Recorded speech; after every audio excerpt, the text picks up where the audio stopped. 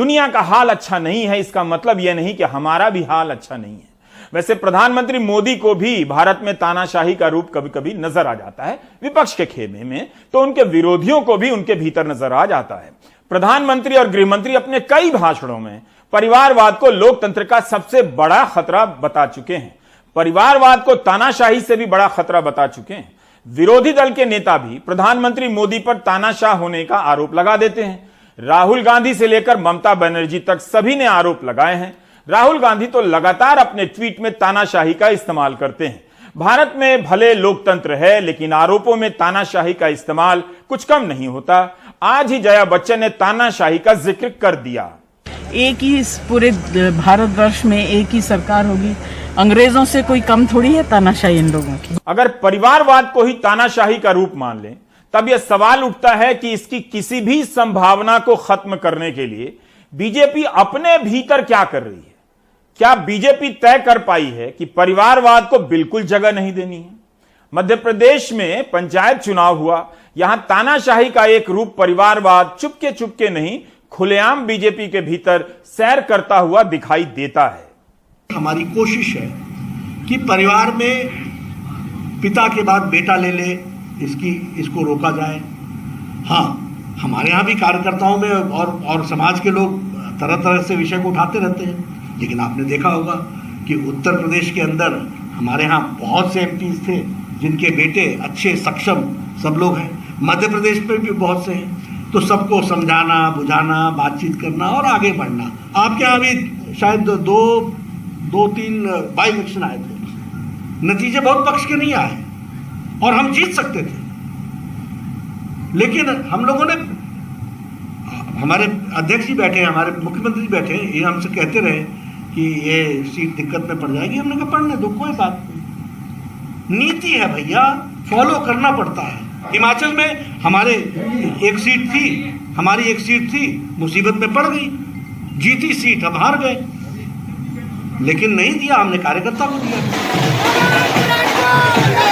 इस वंश बेल के पक्ष में भी बीजेपी के तर्क हैं तो कांग्रेस हमलावर है। भारतीय जनता पार्टी का ये स्पष्ट मानना है कि कांग्रेस और कई सारे ऐसे राजनीतिक दल हैं क्षेत्रीय जिन्होंने परिवारवाद को बढ़ाने के चक्कर में उन राज्यों का और देश को दीमक की तरह खाने का काम किया है। भारतीय जनता पार्टी ने इसे चुनौती की तरह लिया है और अपने मूल कार्यकर्ताओं को आगे बढ़ाते हुए उन्हें टिकट दी है लोकल बॉडीज के चुनाव में, इस बात से बिना घबराए हुए कि परिणाम क्या होंगे। भारतीय जनता पार्टी एक मात्र ऐसी पार्टी है जिसकी कथनी और करनी में बड़ा अंतर है। पहले क्या कहा गया था, यहाँ नड्डा जी जब आए कि साहब राष्ट्रीय अध्यक्ष जी यहाँ हैं भाजपा के और वो कह रहे हैं कि भाई भतीजावाद नहीं चलेगा, लेकिन टिकट जब दिए गए तो महापौर के मामले में हो या फिर नगरीय निकाय के चुनाव हो, जिला पंचायत के चुनाव हो, खूब जम के भाजपा का परिवारवाद चला, भाई भतीजावाद चला।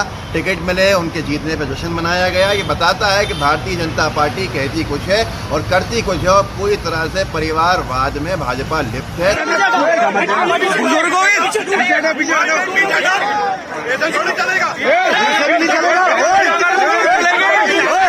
मध्य प्रदेश में सुप्रीम कोर्ट के फैसले से हुए निकाय चुनाव कई मायनों में अभूतपूर्व रहे।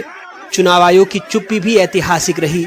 शुक्रवार को भोपाल जिला पंचायत अध्यक्ष के चुनाव के दौरान पूर्व मुख्यमंत्री दिग्विजय सिंह, पूर्व केंद्रीय मंत्री सुरेश पचौरी, पूर्व मंत्री पीसी शर्मा और कई कांग्रेसी नेता जिला पंचायत दफ्तर पर डटे थे। उन्हें अंदर नहीं जाने दिया गया, लेकिन बीजेपी के मंत्री भूपेंद्र सिंह, विश्वास सारंग और रामेश्वर शर्मा अंदर जाते रहे। बहस होती रही।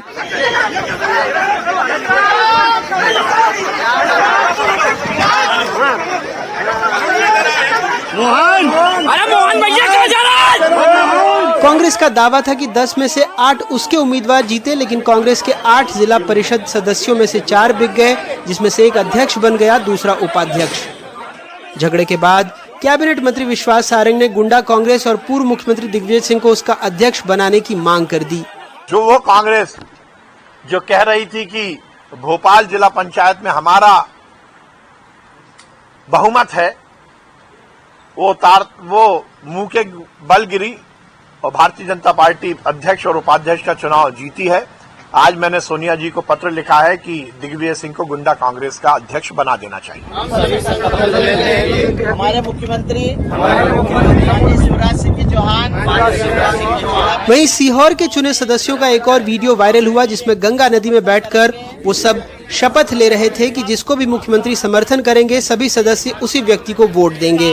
साथ देंगे। ये माँ गंगा के किनारे सब शपथ लेते हैं। बोलिए गंगा मैया की।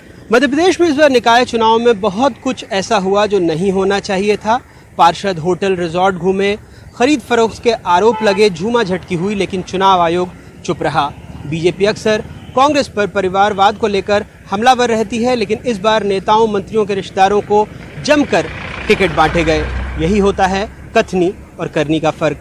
मध्य प्रदेश में अपने ब्यूरो सहयोगी और भोपाल से कैमरा पर्सन रिजवान खान के साथ अनुराग द्वारी, एनडीटीवी इंडिया।